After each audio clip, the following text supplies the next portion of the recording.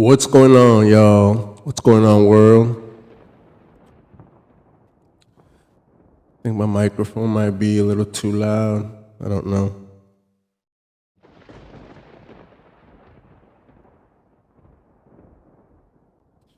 So, yeah, welcome everybody. Thank you for joining me on my stream. I pretty much read like scary stories or paranormal encounters, like real paranormal encounters. I have a few of my own. So yeah, I read like mystery stories, like horror stories, or stories from like spiritual books.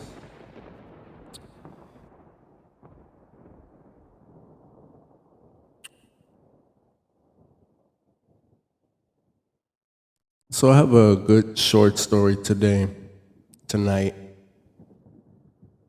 And I'm gonna read it slowly.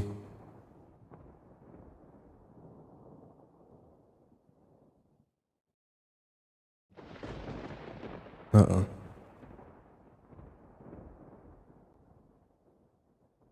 So y'all can fall asleep.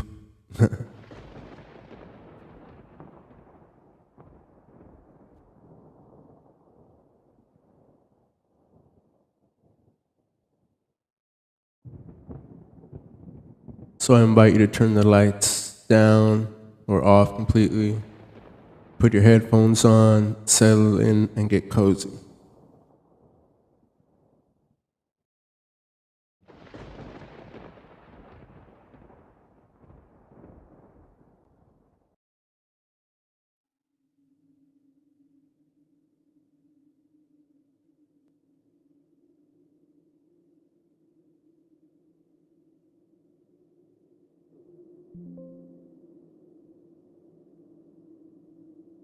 Yeah, boy.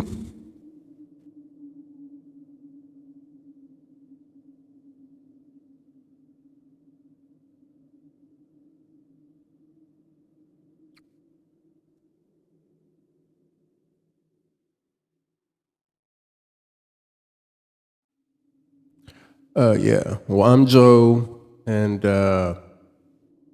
yeah, thank you for joining my stream.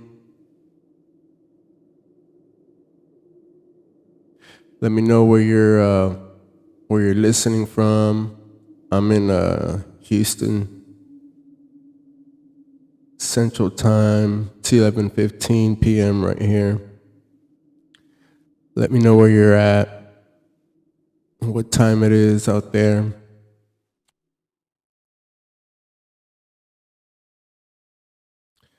All right, I'm gonna start reading this story. I was the lead on the call that night. Country search and rescue. Winter response. By then, I had already worked 9 winters on the team. And after that long, you develop a kind of instinct. Usually you can tell within the first few seconds of a call whether someone is truly in trouble or just dialing with an inconvenience.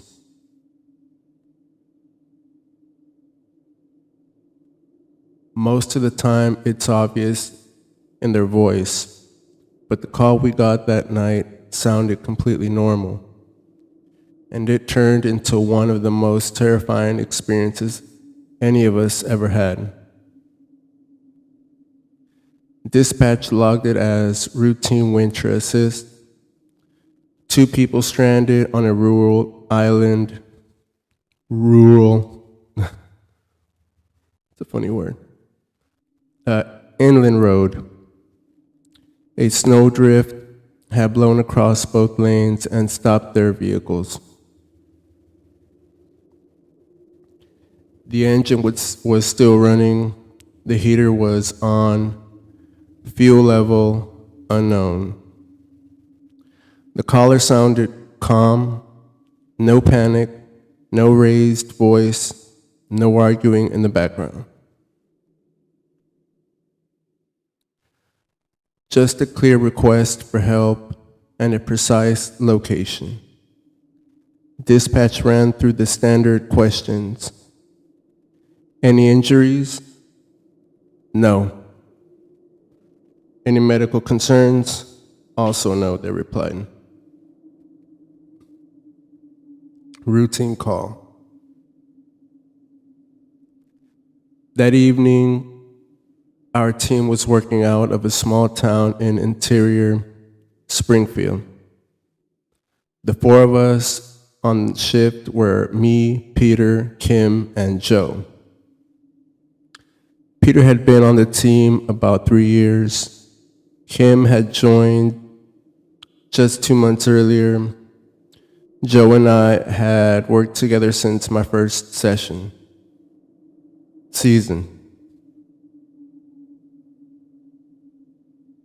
He was the one driving the truck that night. We rolled out just before 6. The truck was fully equipped for winter recovery and roadside assistance. The drive out was quiet. The main highway had already been plowed, but the inland connector road we needed was narrow and untreated. Packed snow covered the pavement with long strips of dark ice where the wind had scraped it smooth.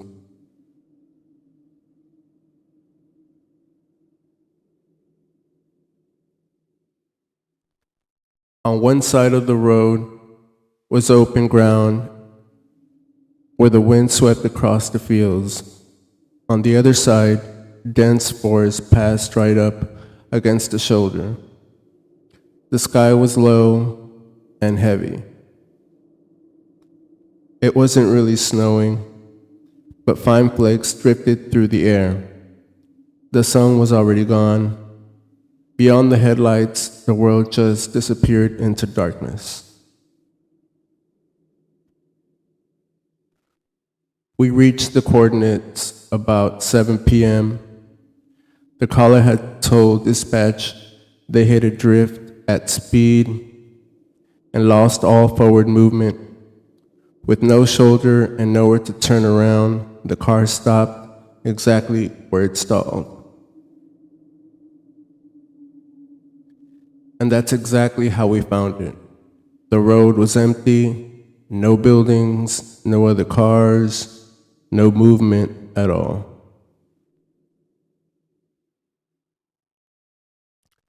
Just when drifting snow, ahead of us we saw 2 dull headlights glowing in the dark. As we got closer, we could see the car clearly. It was stopped right in the middle of the road, nose buried in the hard-packed snowdrift that stretched across both lanes.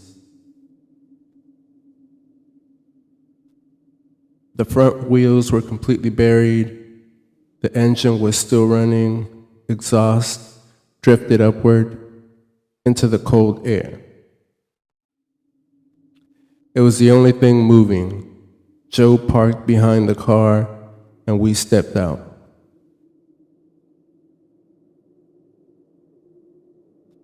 The wind hit immediately, the kind of cold air that pulls heat straight out of you and flattens sound so everything feels strangely quiet. I walked up to the driver's door and shined my flashlight inside. That was when they noticed us. The man glanced at me for a second, then looked straight ahead again, hands still on the wheel. The woman turned slightly in her seat, but instead of looking at us, she looked past us, into the darkness behind.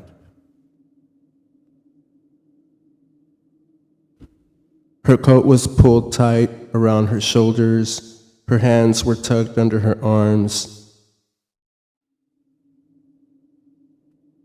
The heater inside of the car was blasting hard enough to fog the windshield. Clear, then fog, and clear again. I tried the door handle. It wouldn't move.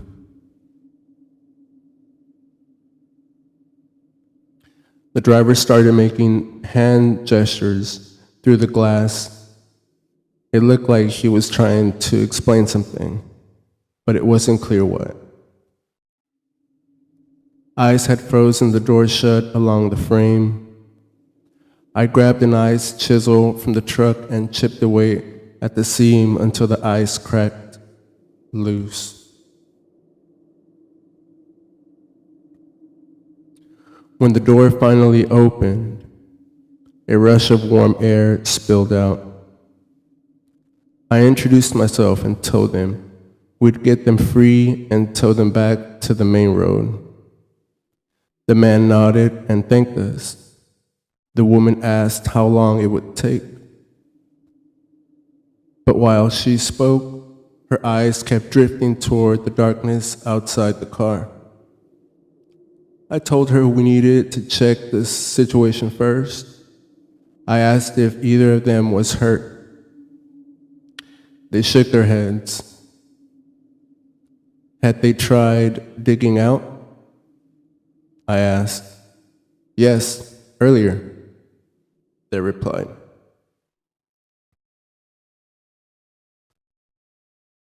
How long had they been stuck?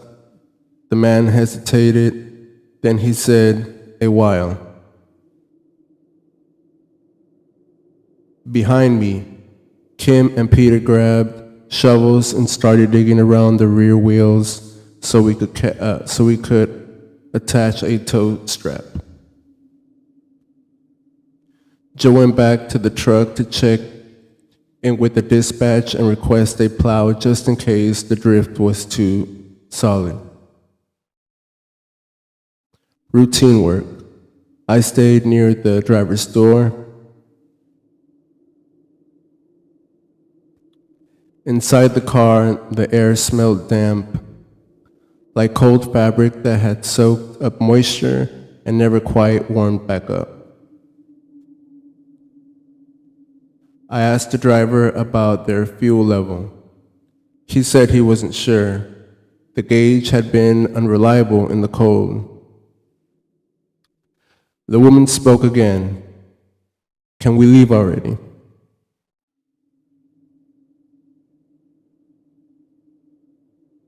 I told her we needed to clear the snow first. She nodded, but she kept looking out into the dark. A few minutes later, Joe came out from the back of the car. Hey, you should come see this. Kim and I walked over. Joe had brushed snow away from the rear quarter panel and was shining his flashlight across the metal. The panel was dented badly. The metal had folded inward with a sharp crease. That wasn't snow damage. I walked back to the driver's door. I asked the man what happened. He stared straight ahead. No answer. Then the woman spoke. It hit the car. I paused. What hit the car? She shook her head nervously. Something big. Peter looked at me. I asked where it came from. She pointed across the road, then toward the tree line. It came out of the dark, she said. We couldn't see it clearly. The man spoke again. It kept moving. We never got a good look. I suggested maybe it was a bear. He shook his head. No.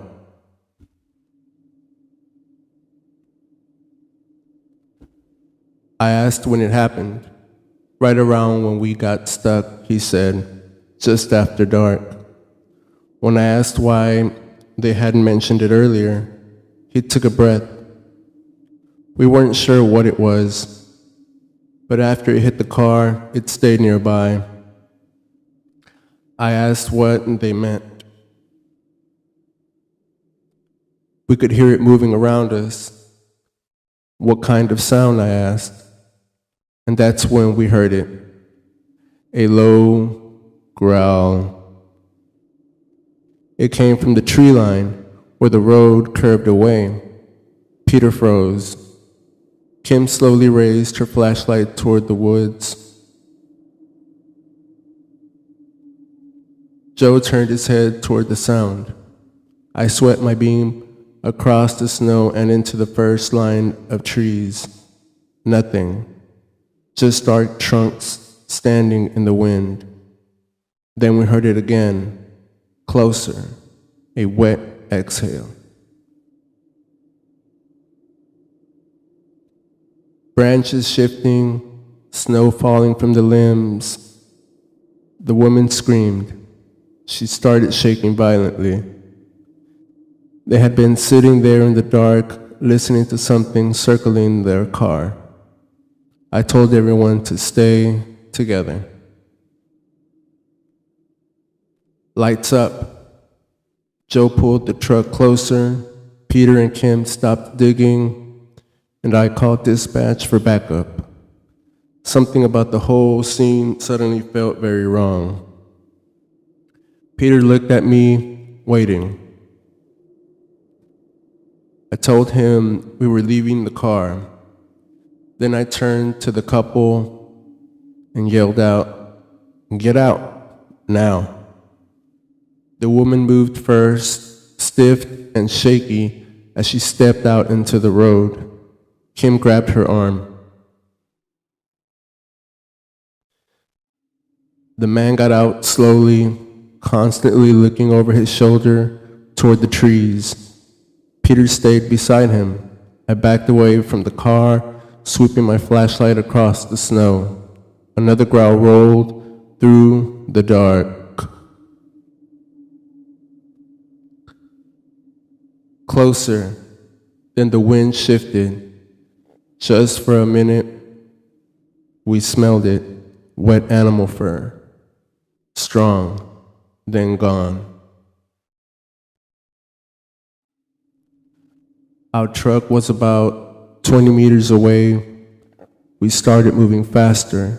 Something moved through the trees beside us. Heavy steps in the snow, keeping pace. Joe had the rear door open before we reached the truck. "Move," he yelled.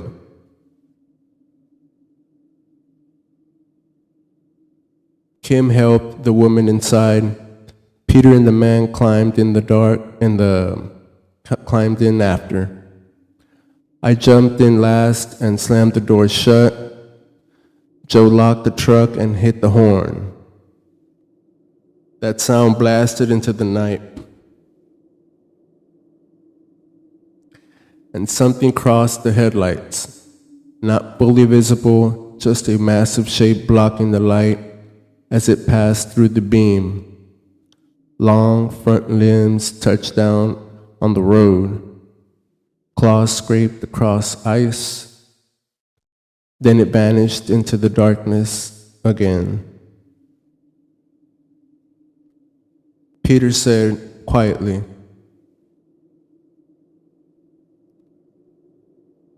"That is definitely not a bear." Joe didn't hesitate. "We're leaving." He threw the truck into reverse and backed us down the road until he had room to turn around. As the headlights swung away from the stranded car, it disappeared into the dark behind us. Then we heard something, a deep metallic groan. Steel bending slowly under pressure. None of us said a word. The sound came from the car we had just left. Joe hit the gas. That boy hit the gas.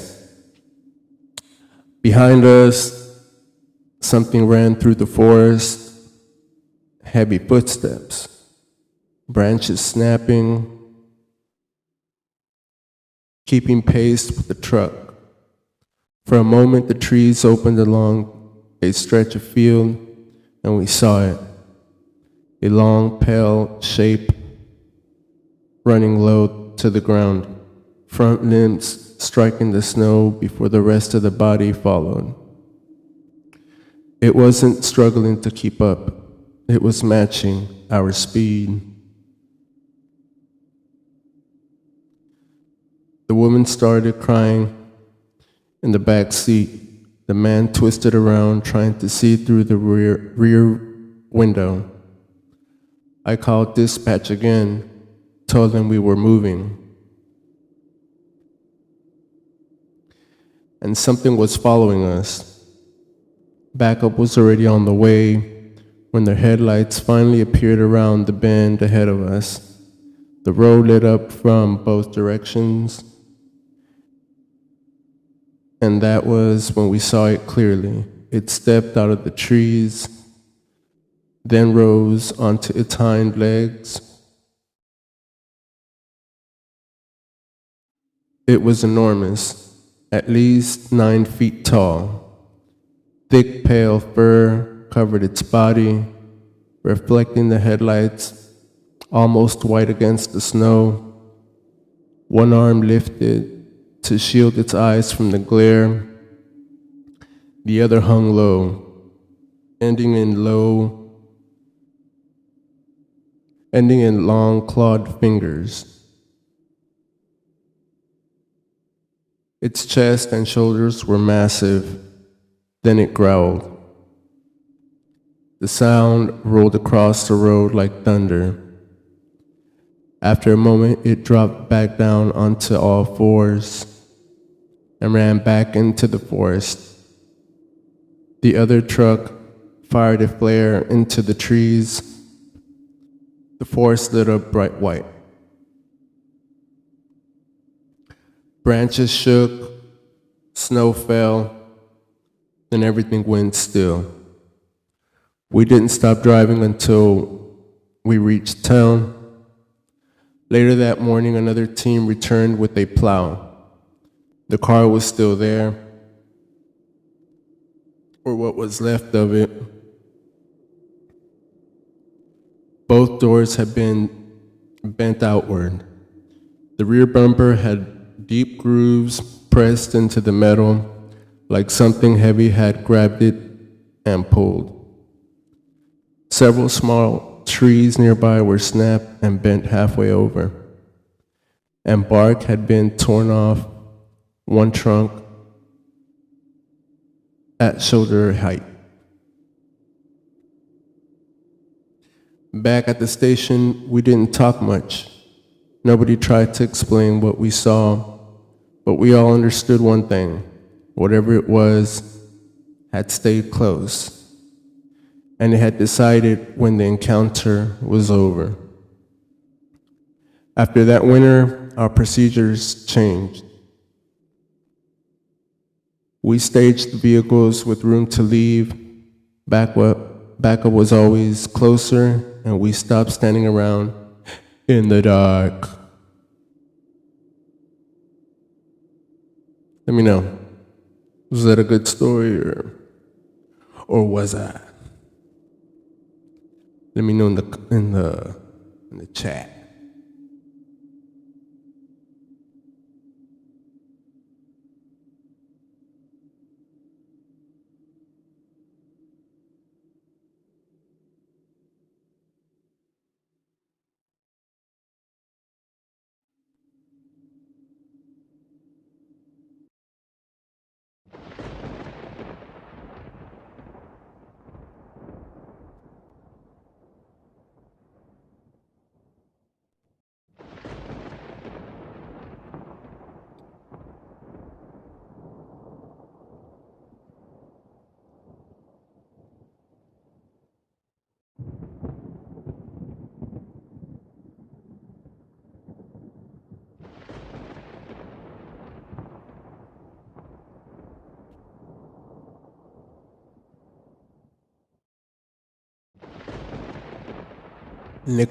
Nicholas Jimenez says, yo, Arizona 915, that's what's up. 2 hour difference because I'm in Houston. It's 11:15 over here.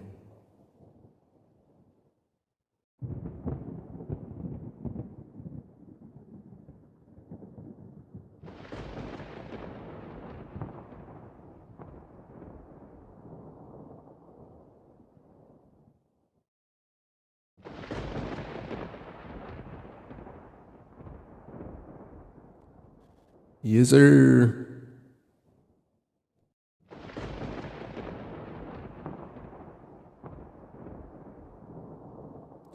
So yeah, it's mainly what I do. Storytelling, like scary stories, late night, and paranormal encounters. Let me know if y'all have any paranormal encounters, and I can read them on the live. I have a few of my own, but yeah, email me or put them in the chat or in the comments, and I can read them next time.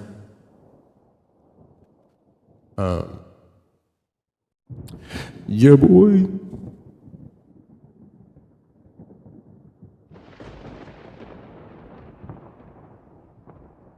Also read spiritual books.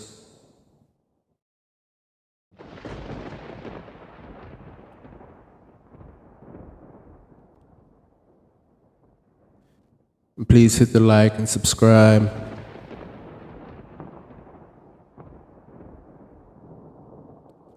Hit the like and subscribe.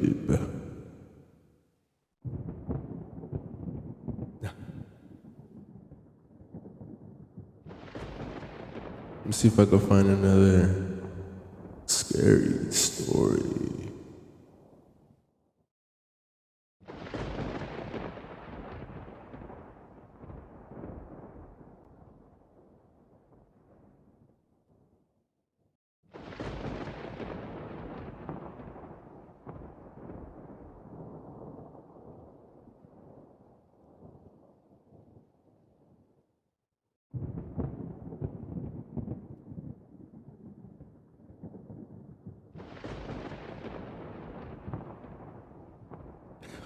Also, forgot to mention,